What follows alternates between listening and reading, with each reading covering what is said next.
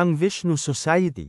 Ang Vishnu Society ay naglalaman ng isang sinaunang paraan ng pamumuhay ng sama-sama at pag-aalaga sa isa't isa, na may tiwala at kaligtasan bilang pundasyon nito.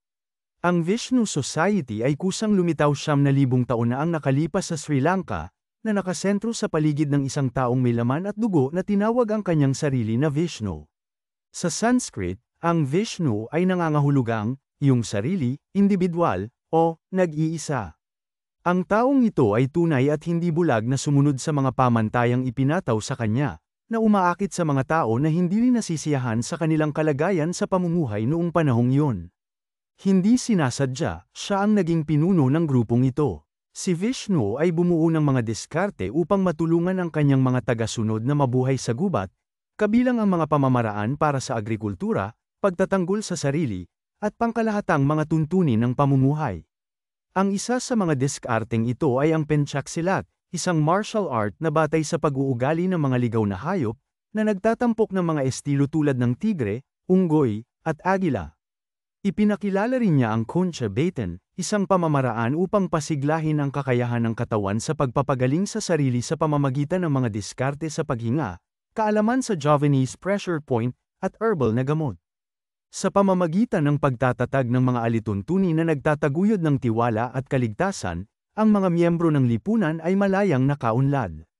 Ang Vishnu Society ay umalis sa Indian Archipelago at, pagkatapos ng isang nakakapagod na paglalakbay sa Indian Ocean sa pamamagitan ng Africa, nakahanap ng isang bagong tahanan sa mga kagubatan ng Southern Suriname.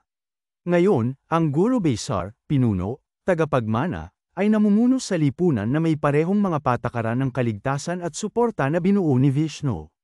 Ang Guru Besar na ito ay dumating sa Netherlands noong 1979 at dinala ang kayamanan ng kaalaman at karunungan upang ibahagi sa Netherlands at sa iba pang bahagi ng mundo bilang isang regalo ng pag-ibig. Sa paglipas ng mga taon, ang bilang ng mga miyembro sa Netherlands at iba pang mga bansa ay patuloy na lumaki sa higit sa 9,000, na pinalad na makinabang mula sa matalinong pamumuno nitong Guru Besar. Siya ay laging ginagamit para sa mga katanungan at gabay. Hindi kami isang sekta dahil walang paniniwala sa mga Diyos. Naniniwala kami sa pagmamalasakit sa isa't isa, pagkakaisa, at pagbabahagi ng kung ano ang mayroon kami. Ang bawat isa ay nananatiling responsable para sa kanilang sariling buhay at hinihikayat na maging kanilang tunay na sarili, dahil ang kapayapaan ay nagsisimula sa loob, at ang pagiging totoo ay nagbibigay sa iyo ng lakas. Nabubuhay tayo sa kapayapaan at pagkakaisa sa pamamagitan ng suporta na natatanggap natin mula sa isa't isa at sa patnubay ng Guru Besar.